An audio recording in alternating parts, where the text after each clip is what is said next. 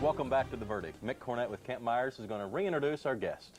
We are once again pleased to welcome back to The Verdict the 26th governor of the state of Oklahoma, who happens also to be the youngest currently serving governor in these United States, a Shawnee native, an OU graduate in economics, and an OU law graduate.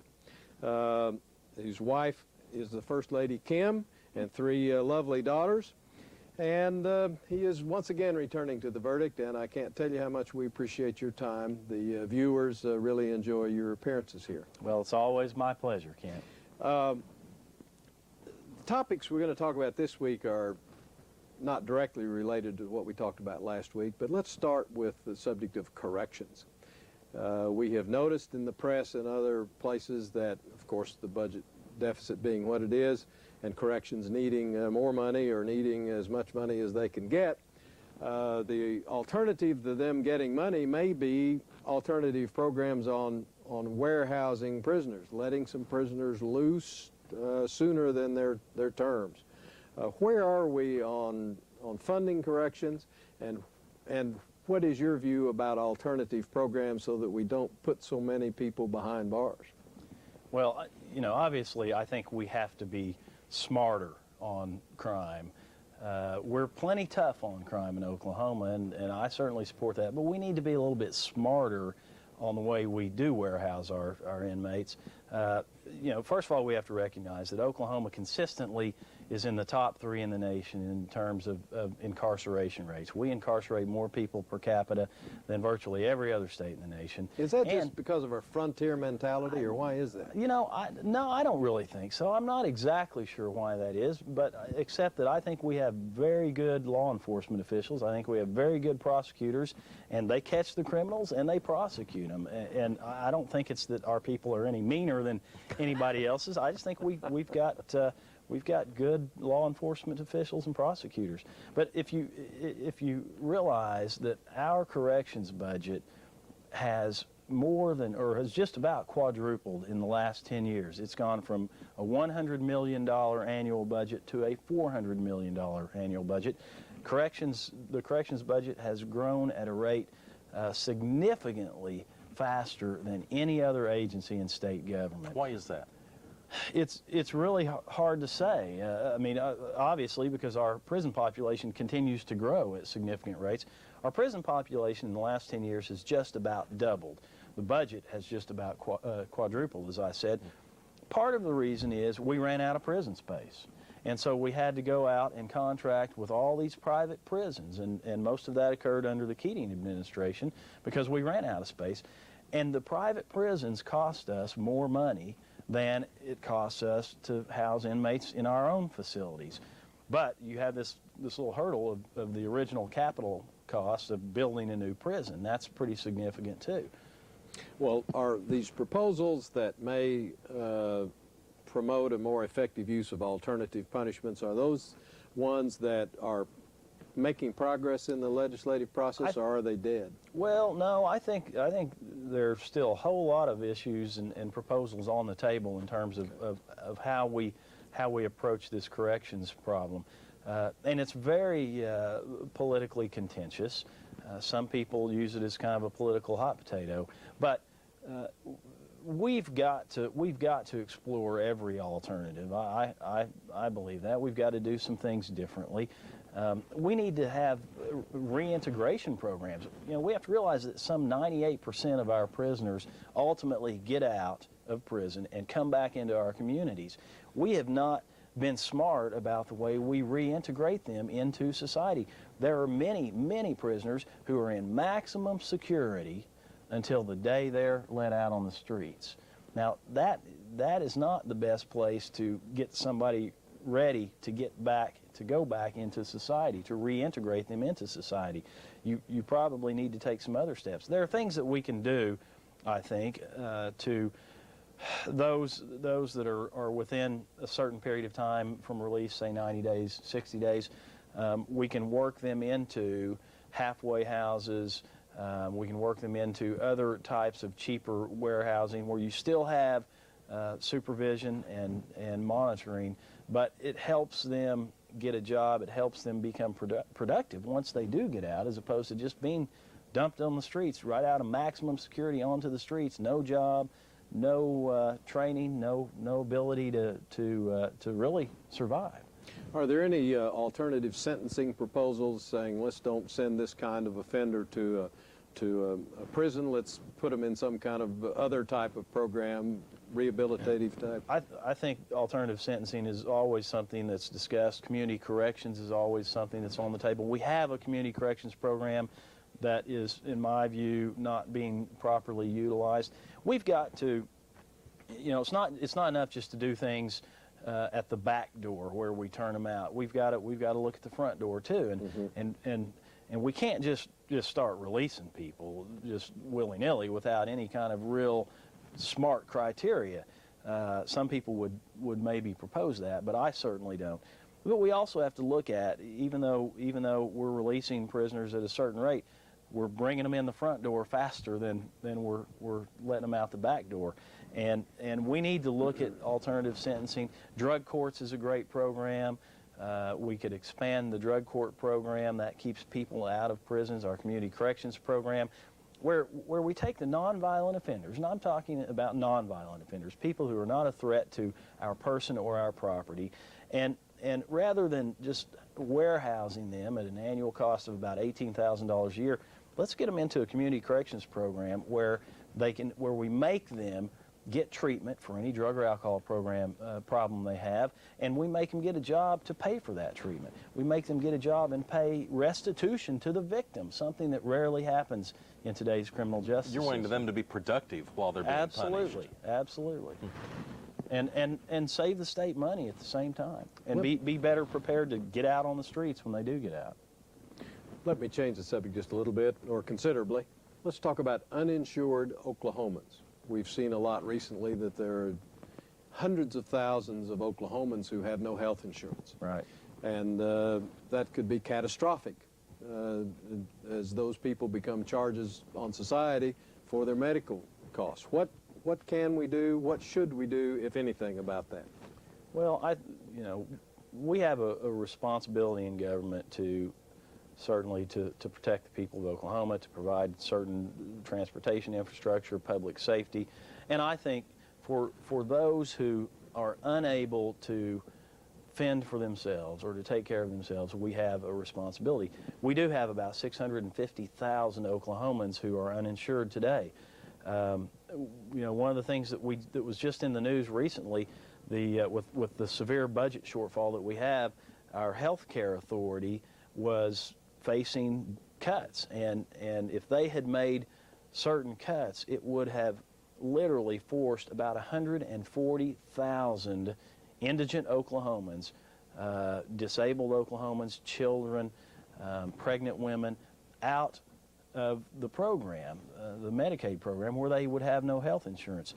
I stepped in and intervened, and I called the legislative leaders together, Democrats and Republicans alike, and I said, we can't allow this to happen. We've got to find this money for a supplemental appropriation. And, we did it. It was a bipartisan approach. There's so much more that needs to be done, obviously. And Oklahoma's gone a long way in expanding our Medicaid program for those who really need it the most.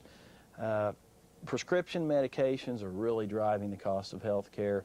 And as I said in my State of the State address, as I proposed through legislation, we need to enter into multi-state bulk purchasing agreements where we leverage our purchasing power with a number of other states. And I'm currently working on a program with some Midwestern states to do just that, to help lower the cost of prescription medications and thereby hopefully bring down the overall cost of health care so that we can insure more uninsured Oklahomans. Let me jump in here and get us to a break. Governor Brad Henry, you're watching The Verdict.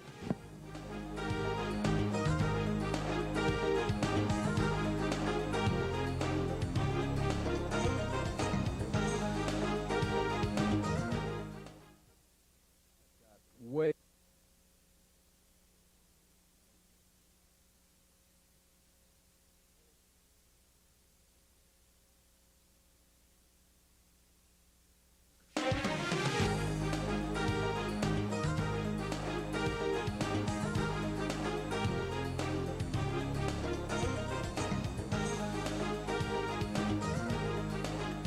And welcome back to The Verdict. Mick Cornett and Kent Myers, as always, today's guest, Governor Brad Henry.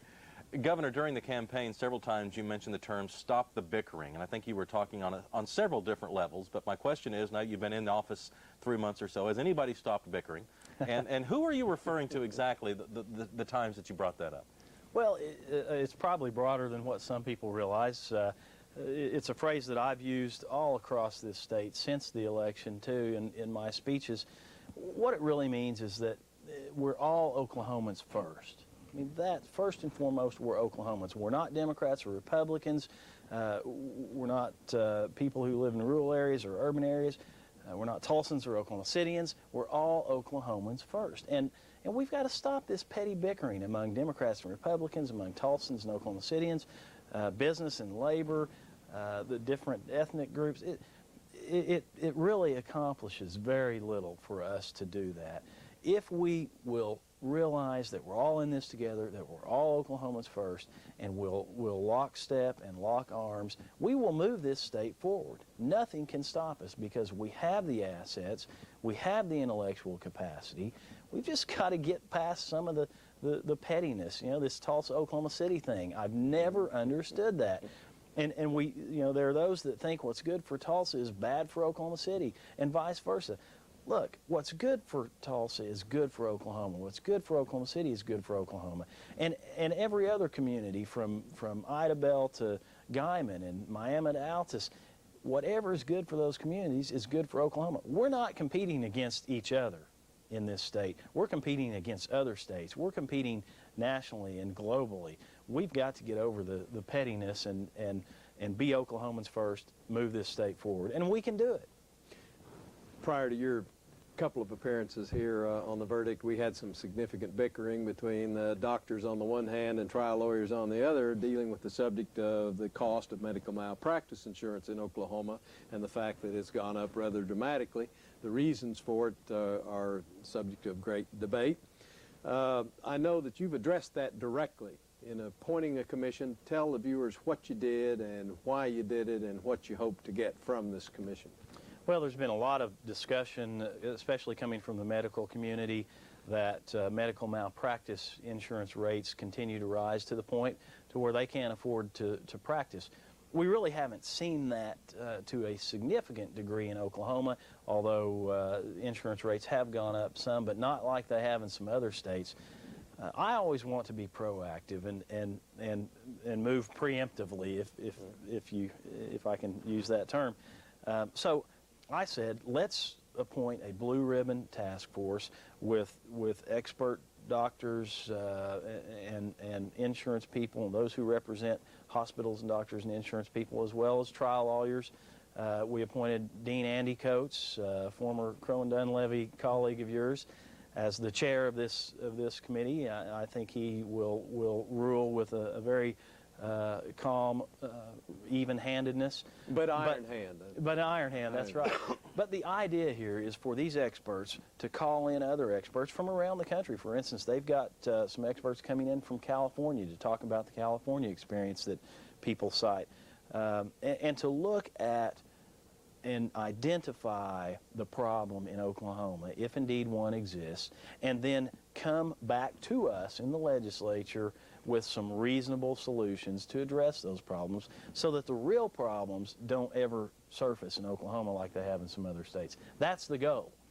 Do you expect to hear from them during this legislative session? Yes, my charge to the Blue Ribbon Tort Reform Task Force was to get out there and work hard for about 60 days and bring us some recommendations by the 1st of May. That'll give us time to act on those recommendations in the legislative session. Let me change the subject real quickly to Tar Creek. A lot of us have heard about it. I'm sure you've seen it. It's apparently just an environmental disaster, and you've had some harsh words for the lack of funding that has been forthcoming from the federal government to try to clean up this superfund site. What can you tell our viewers about where that effort is now? Well, the Tar Creek area in northeastern Oklahoma is the #1 Superfund site in the nation. That means it is the worst environmental disaster in the nation. And for about the past 25 years, the federal government, who ultimately is responsible for this Tar Creek disaster, because the federal government had control of the lands involved and leased the lands to the miners who mined the lead and the zinc and left the mess there. And all we've seen out of the federal government for the past 20, 25 years is talk and studies. They've spent, I don't know how many, literally probably $100 million studying the issue with very little action whatsoever. And so I said recently that it's time we address this problem. We've studied it to death.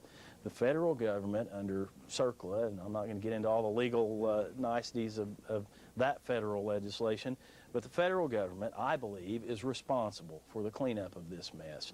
And I simply put an ultimatum on the table that if the feds don't make significant progress in that effort within about 6 months, I will file a federal lawsuit. And I believe in the federal lawsuit we can establish clearly that legal liability, and that's going to put a lot of pressure on them, because then we can seek damages. Governor, over the last 2 weeks, Kent and I have largely chosen the topics for you to talk about. We have just about 30, 40 seconds left. Why don't you look at the camera and an unimpeded opportunity to speak to the people of Oklahoma. This is a statewide show. Tell them what you think. Well, you should never give me an unimpeded opportunity to speak. I just certainly want to thank all Oklahomans out there. And you know, I want everybody to know that this is a very, very difficult time for state government. We're facing the largest budget shortfall in our history. And it poses many challenges that you read about in the newspapers every day in your local school districts and other areas. But these times of challenge also present tremendous opportunities for us. If we will all work together, forget about partisanship, forget about party affiliation, forget about our other petty differences. If we'll all work together, there are opportunities to restructure government, to make significant changes that will produce long-term savings, long-term efficiencies, and help us in the longer run establish a foundation to really move Oklahoma into the position of being a national leader in virtually every area. That's what I'm talking about. My priority is education, it's health care, certainly public safety, and we obviously need to think about and pray for our troops during this time of conflict in the Middle East. But those priorities must be addressed, and we have to have a long-term economic development plan to bring good jobs to Oklahoma, to keep my children and your children and grandchildren here. And that's what it's all about. But we have to work together. So thank you very much, Oklahoma. And Governor, thank you for coming on The Verdict. Thank you, Governor. Thank you. Kent and I'll be back with a final word after this.